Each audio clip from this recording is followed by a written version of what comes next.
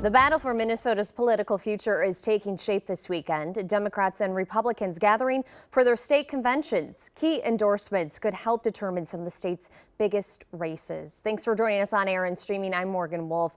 Several major decisions already coming down on day two, including endorsements for the race for U.S. Senate. Jessica Hart joining us now with the latest on these conventions. Jess, I do know that there were some issues with voting at the Republican convention. Can you tell us a little bit about that first? Yeah, Morgan, not all the clickers were working, so they had to take a break. Some Republicans have commented about this on social media and questioning the accuracy of the count. Ultimately, Kendall Qualls won the endorsement over Minnesota House Speaker Lisa Demuth. I reached out to the Republican Party about this issue, and they said no comment. It did take a while for Qualls to win the endorsement, but over in Rochester, where the DFL had their convention, things moved a little quicker.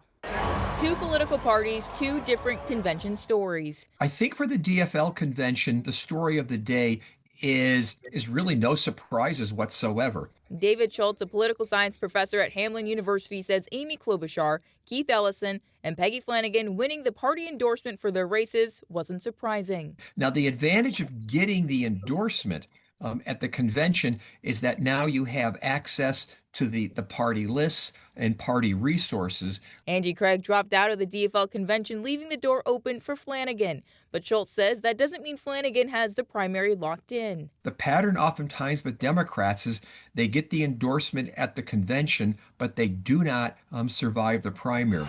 He says Craig is banking on her name recognition, centrist ideology, and financial advantage to win the primary. In Duluth, the battle was between Lisa Demuth and Kendall Qualls over who would take the Republican Party endorsement for governor. Well, with these two candidates, it's about sort of a contrast between, let us say, governability versus ideology. When Mike Lindell was out, Schultz says his delegates swung toward Qualls.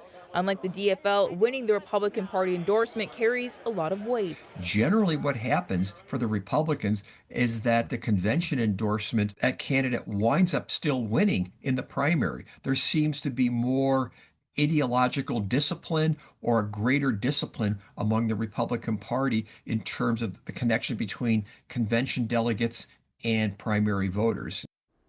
Even though the track record for Democrats versus Republicans in convention endorsements is different, the endorsed candidate from both parties gets resources, but the resources aren't equal. Schultz says that the Minnesota DFL has money and more resources to help their candidate compared to the Republican Party, Morgan. Yeah, next up is their primaries. Thanks, Jess.